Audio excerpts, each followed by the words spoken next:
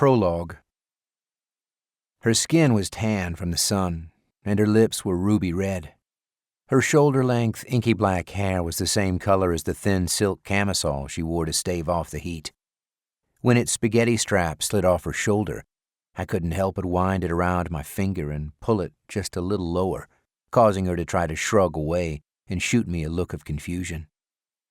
Up until 5 o'clock today, I wouldn't have laid a hand on her. Now, all bets were off. I was no longer Special Agent Malin Starling Kilbourne's boss. In fact, I no longer worked for the CIA at all, which meant I intended to start fulfilling every fantasy I'd had about the woman who made my blood run hot. Malin covered my hand with hers. "What are you doing?" I smiled. "Peeking."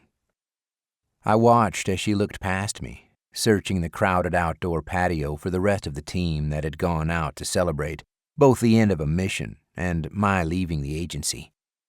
When her gaze settled on me and she moved her hand away, I took the opportunity to walk her backwards a few short steps until she rested against the cool stone wall of the building. Her look challenged me more than questioned, and when I leaned in to run my tongue along her clavicle, sweet Miss Malin gasped and closed her eyes. Was she surprised? Had she not seen this coming? Hadn't she felt how the air around us crackled when I got within a foot of her? I was done denying myself the knowledge of how her naked body would feel under mine. I pulled the camisole a little lower until I could see the tip of her dusty rose nipple. Malin.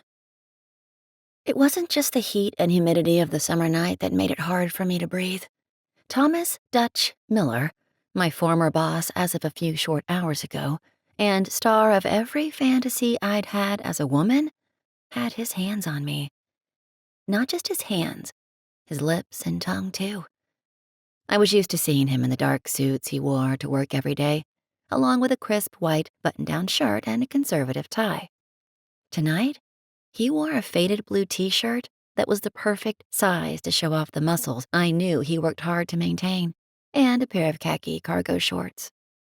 His blonde hair was cropped close, but I'd heard him say he intended to grow it long now that he was retiring, at least from working directly for the agency. I'd also heard that he planned to join a private firm owned by several former agency operatives.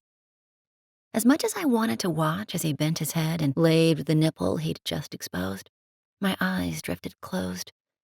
With one hand, I clutched his arm, not to stop him, but in an attempt to hang on for dear life, as the man set my already overheated body on fire. I was disappointed when he drew the strap of my camisole back up to my shoulder, but groaned with an equal intensity when he pulled my arm away from my body and studied the tattoo on the soft skin covering my tricep. He leaned forward again and ran the hard tip of his tongue over the right arrow, the one with the shaft piercing a diamond. That one symbolized invincibility.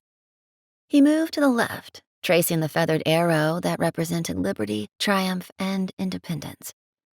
"I like these," he murmured, raising his head so his lips were close enough to mine to touch. "I like them on your skin." If I could speak, I wouldn't know what to say. The man had equally intimidated and excited me since the day the CIA's human resource officer led me into his office.